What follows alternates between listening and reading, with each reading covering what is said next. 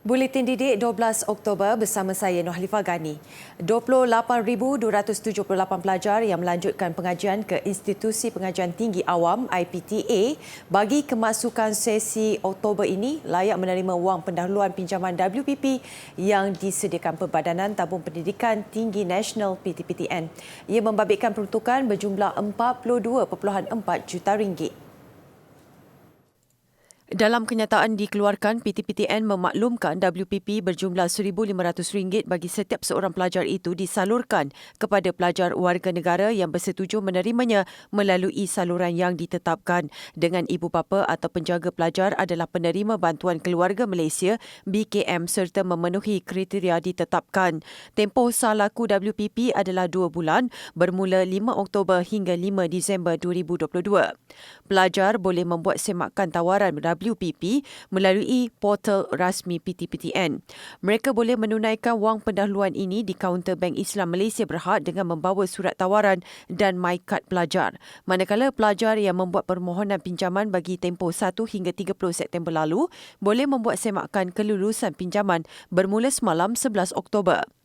Bagi pelajar yang belum mengemukakan permohonan, boleh membuat permohonan secara dalam talian melalui portal rasmi PTPTN sehingga 31 Oktober ini bagi kelompok kedua. Ia bagi memastikan pinjaman dapat diproses dan diluluskan sewajarnya. Guru besar dan pengetua sekolah agama berperanan dalam usaha menerajui kepimpinan sekolah. Menteri Kanan Pendidikan Datuk Dr. Razzie Jidin berkata mereka juga memikul peranan penting memastikan kelancaran pelaksanaan dasar pendidikan dilaksanakan sebaiknya. Tegas beliau, Kementerian Pendidikan KPM sentiasa berusaha untuk meningkatkan kecekapan kepimpinan sekolah selari dengan elemen dan nilai murni. Penerapan dan amalan ajaran Islam amat penting dalam konteks pengurusan sekolah agama. Ia termasuk menekankan kepentingan kepimpinan yang bersih, amanah, prihatin dan pada masa sama cekap dan profesional. Perkara itu dinyatakan oleh Datuk Dr. Razzie Jidin selepas menghadiri Majlis Perasmian Mustaqar Pengetua dan Guru Besar Sekolah Agama KPM ke-6 tahun 2022 di Subang Jaya, Selangor. Majlis bertemakan bersama-sama memperkasakan kepimpinan sekolah agama untuk mencapai keunggulan pendidikan Islam disertai hampir 400 pengetua dan guru besar sekolah agama. 5 pelajar sekolah menengah kebangsaan Derma di Kangar Perlis muncul top 5 pertandingan STEM Decathlon Challenge anjuran Jabatan Pendidikan Negeri JPN Perlis. Kejayaan itu membawa ke-5 pelajar mewakili negeri ke peringkat kebangsaan yang berlangsung bulan depan. Pertandingan itu adalah salah satu acara dalam Karnival Sains Teknologi, Kejuruteraan dan Matematik STEM peringkat negeri yang turut disertai semua pelajar sekolah di Perlis. Ia bertujuan meningkatkan minat dan menguji kemahiran pelajar dalam aliran STEM di seluruh negara. Pertandingan diadakan secara dalam talian dan disertai pelajar secara individu. Apa yang menariknya tahun ini, kesemua yang berada dalam kumpulan top 5 merupakan pelajar dari sekolah sama sekaligus melancarkan persiapan mereka ke peringkat selanjutnya. Sebenarnya dia orang tu memang sentiasa orang kata buat belajar tu dia belajar dengan ikhlas lah. Maksudnya dia tak adalah semata-mata kerana nak menang pertandingan tu. Jadi ilmu tu sentiasa ada di dada lah. Jadi bagi cikgu tak terlalu menekan dia orang supaya kita aim kepada pencapaian nak menang. Tapi apa yang kita buat tu adalah kita nak ilmu. Bagi cikgu macam tu. Dia proses tu. Kumpulan 5 pelajar itu terdiri daripada 4 pelajar tingkatan 5 dan seorang di tingkatan 3. Mereka menggunakan bahan bacaan ilmiah bagi memantapkan pengetahuan serta membuat perbincangan dalam kumpulan terutama bagi mata pelajaran matematik. Penyertaan kumpulan pelajar turut didorong dengan keperluan untuk terlibat aktif dalam kegiatan luar sekolah. Kebetulan tahun ni tak ada satu lagi pun CJ nak buat. Lepas tu terfikir kenapa tak masuk je sekejap je pun. So decide masuk lah kat situ. Lepas tu Alhamdulillah boleh jawab dan rezeki kepada Allah Subhanahu Wa Taala saya mendapat nombor 1. Saya akan tengok yang buku tentang sains ataupun teknologi ataupun komputer macam Saya selalunya berhubung dengan kawan-kawan saya lah, dengan Adli, Zifeng semua tu. Kami selalu WhatsApp, tanya soalan, bincang. Selalunya macam Zifeng, dia bahagian matematik tambahan, dia pakar. Selalu kami share opinion kami semua. Jalan kira kan ada banyak step yang kita boleh gunakan. Jadi kita varietykan step-step tu untuk selesaikan satu soalan. Lepas tu kita compare lah yang mana lebih cepat dan lebih jimat masa untuk kita settlekan soalan tu. Untuk ke peringkat kebangsaan nanti, JPN Perlis menyediakan pengangkutan kepada pelajar dan guru penyelaras. Apa yang diharapkan adalah kemenangan bagi mengharumkan nama negeri dan sekolah tercinta.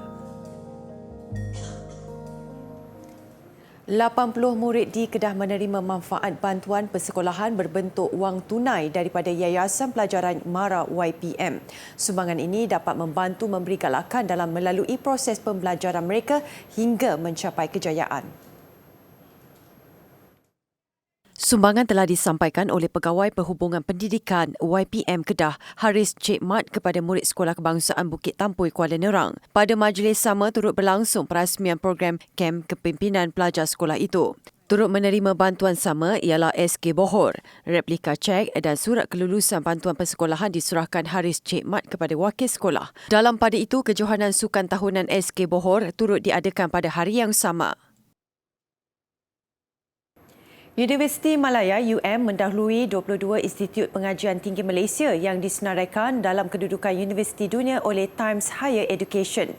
Dalam senarai membabitkan 1,799 universiti dari 104 negara, UM berada pada kedudukan 351 hingga 400 sekaligus kekal pada kedudukan teratas dalam kalangan Universiti Malaysia.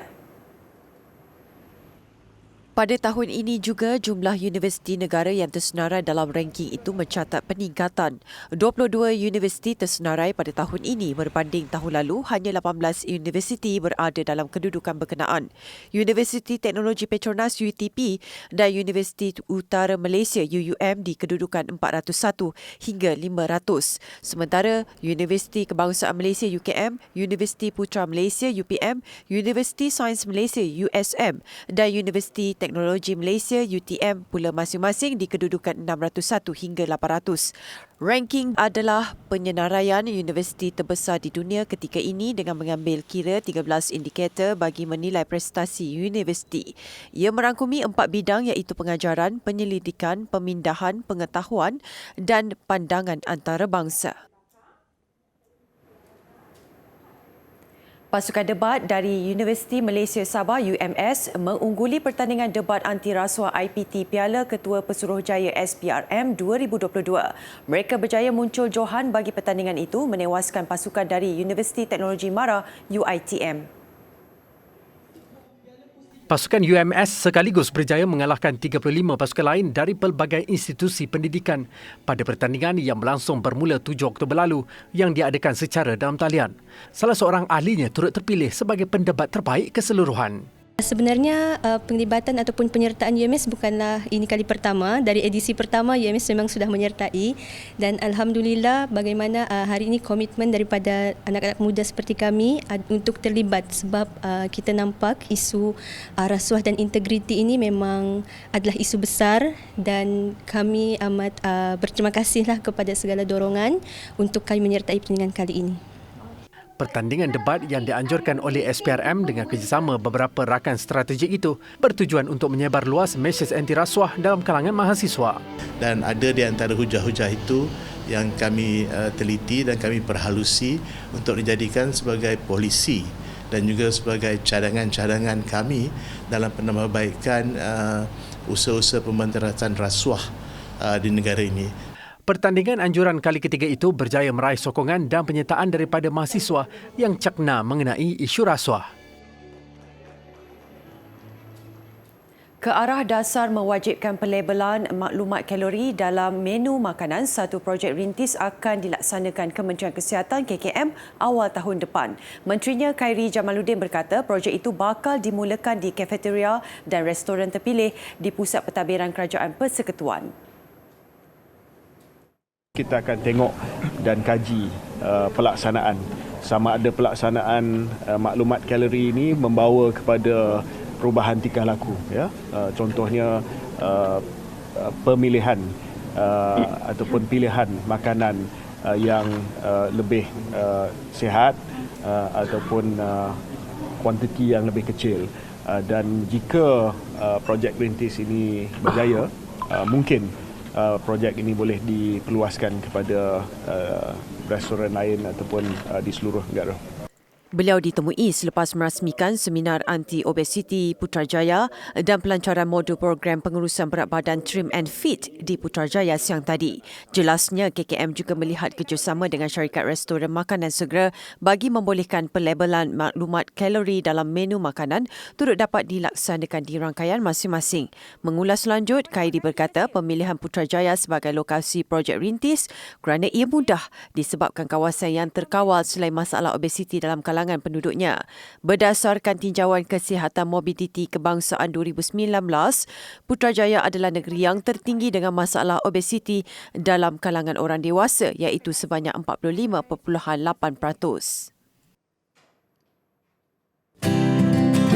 Batu merupakan bahan semula jadi yang mengandungi kristal pelbagai mineral yang terbentuk menjadi gotolan pepejal. Kesemua mineral ni tak semestinya terbentuk pada masa yang sama, tetapi proses mula jadi membentuknya menjadi satu gotolan pepejal sekarang, macam sekarang. Okey? 3 jenis batuan yang ada menjadi asas adalah batu sedimen iaitu batu kapur, batu igneous, batu granite yang biasa kita jumpa di tepi-tepi jalan, dan juga last sekali kita ada batu metamorfik yang ini kita panggil batu marmar yang biasa dijadikan jubin.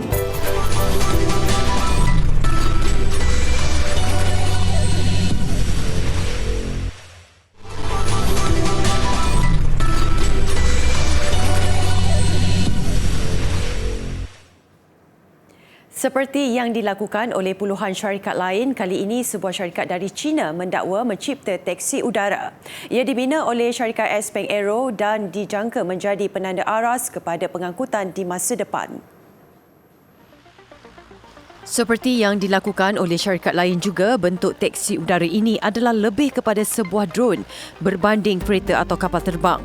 Malah dari segi saiz juga ia lebih besar daripada sebuah drone biasa. Bagi peringkat pertama ini, ujian dilakukan di Dubai, Emirat Arab Bersatu dan tanpa penumpang. Ia mempunyai berat 700 kg dan mampu terbang pada kelajuan maksimum 130 km sejam. Teksi udara ini direka bentuk bagi membawa 2 penumpang dan dikuasakan oleh 8 kipas.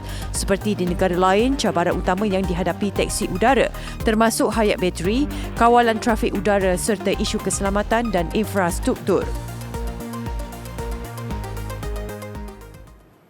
Penggunaan tenaga solar kian popular di Pakistan berikutan kenaikan kadar bil elektrik sejak 2 tahun lalu. Mengikut kajian, pengguna boleh mendapatkan semula wang pelaburan mereka dalam tempoh antara 2 hingga 3 tahun. Tenaga alternatif semakin diperlukan apabila bekalan elektrik kerap terputus, terutamanya ketika Pakistan mengalami musim panas. Menurut pengguna, kenaikan adalah lebih 300% dalam tempoh kurang 2 tahun. Ini dipercayai kerana Pakistan banyak menggunakan sumber tenaga elektrik daripada loji kuasa haba. Keadaan semakin parah apabila harga minyak dunia naik mendadak. Sejak 2018, syarikat pemasangan solar di Pakistan melaporkan keuntungan lebih 200% susulan permintaan tinggi daripada pengguna.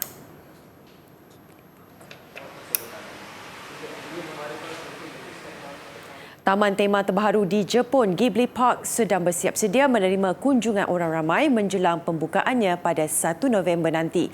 Dengan pembukaan semula sepenuhnya sempadan Jepun kepada pelancong antarabangsa semalam, ini mungkin berita baik buat peminat hasil karya studio Ghibli yang diasaskan oleh Isao Takahata dan Hayao Miyazaki pada 1985.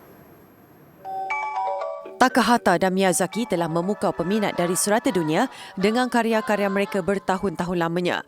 Filem kesayangan ramai seperti My Neighbor Totoro dan Spirited Away tidak jemu ditonton berulang kali kerana bukan sahaja animasinya dihasilkan dengan begitu baik tetapi juga diadun dengan tema nostalgia, fantasi, keberanian dan interaksi dengan alam semula jadi. Ghibli Park dibangunkan di kawasan terbuka seiring dengan tema semula jadi itu. Ia tidak direka untuk tujuan fantasi seperti taman tema lain, sebaliknya mencerminkan realiti daripada hasil kerja Ghibli. Pelbagai ruang dan rekaan dihasilkan oleh kawasan dengan keluasan lebih 7 hektar berkonsepkan watak atau lokasi yang dipaparkan dalam filem-filemnya. Dibina dengan kos 34 bilion yen atau $232 juta, taman ini dijangka menjadi tarikan pelancong utama di Aichi. Ia juga diramal menarik 1.8 juta pengunjung setahun sebaik kesemua bahagian dibuka semula tahun hadapan. Ketika ini, Studio Ghibli menjana keuntungan daripada sebuah muzium di pinggir Tokyo di mana tiket yang dijual setiap awal bulan habis dalam tempoh beberapa jam sahaja. Vokalis utama kumpulan EXO, Chen, mengumumkan album solo terbaru selepas lebih 3 tahun menyepi. Menurut Chen, album mini ketiganya itu akan dilancarkan pada 31 Oktober ini berjudul Last Scene. Ia diumumkan menerusi perkongsian sekeping gambar bersiri di Instagramnya. Last Scene adalah album pertamanya sejak kembali ke industri muzik selepas tamat latihan ketenteraan mandatori di Korea Selatan. Selain dikenali menerusi EXO, Chen telah merakamkan banyak lagu untuk drama-drama Korea, antaranya siri popular Descendants of the Sun pada 2016.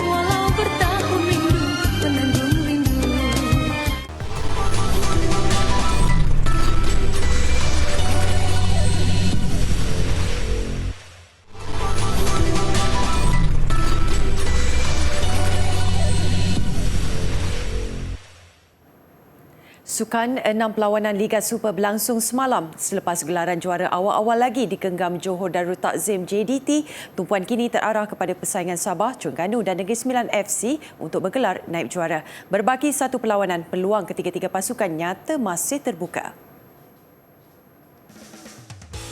Beginilah persaingan sengit Sabah, Terengganu dan Negeri Sembilan untuk bergelar pasukan kedua terbaik Liga Super 2022 di belakang JDT musim ini. Cuma satu mata memisahkan Sabah dengan Terengganu dan Negeri Sembilan. Sabah meraih mata ke-42 selepas menewaskan Sri Pahang FC di Kuantan. Bagaimanapun mereka berdepan detik cemas sebelum membawa pulang 3 mata apabila Sri Pahang mendahului 1-0 menerusi tandukan Steven Rodriguez ketika permainan hanya berbaki 4 minit. Dominic Tan melegakan pasukannya apabila menyamakan kedudukan 3 minit kemudian dan Park Tae-soo memastikan kemenangan 2-1 Sabah FC menerusi jaringan pada masa kecederaan. Terengganu juga melakar kemenangan tipis 2-1 mengejutkan finalis Piala AFC KL City. Pelawat di depan pada minit ke-39 menerusi penyudah Manuel Ott. Cece Kipren menambah gol kedua Terengganu pada minit-minit akhir sebelum rehat. KL City cuma berupaya merapatkan kedudukan menerusi Romero Morales pada minit ke-63. Negeri Sembilan merancakkan saingan memburu gelaran naib juara Liga Super apabila menundukkan Melaka United. Tuan rumah membuka jaringan menerusi tandukan Nasrullah Hanif Johan minit ke-34. Bersambung babak kedua, skuad bimbingan K. Devon memastikan kemenangan 2-0 hasil jaringan Dos Santos minit ke-88. Peluang turut terbuka buat Negeri Sembilan mencabar slot ke Piala AFC musim depan selepas terikat 41 mata dengan Terengganu untuk kekal di tangga ke-4 Liga berbaki satu perlawanan musim ini.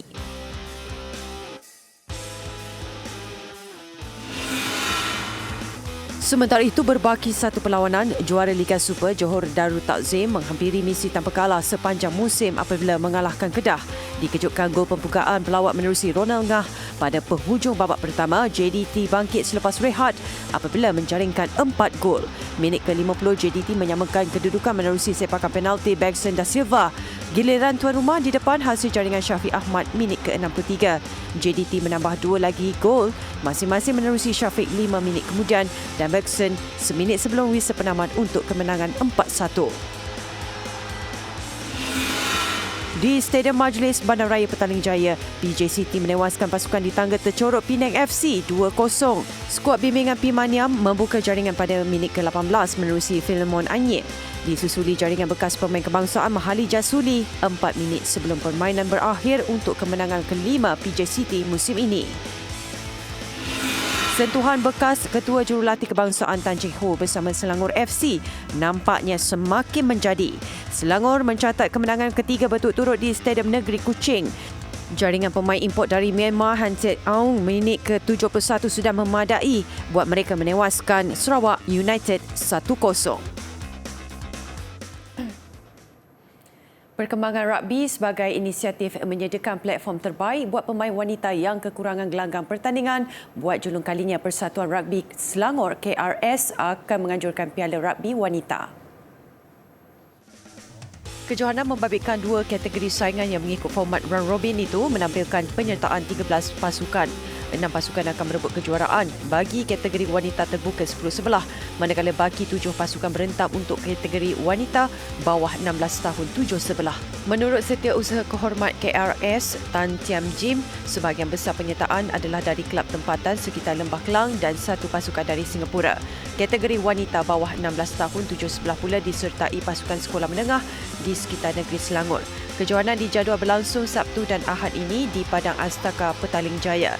Juara setiap kategori akan membawa pulang hadiah berupa trofi dan sijil penyertaan.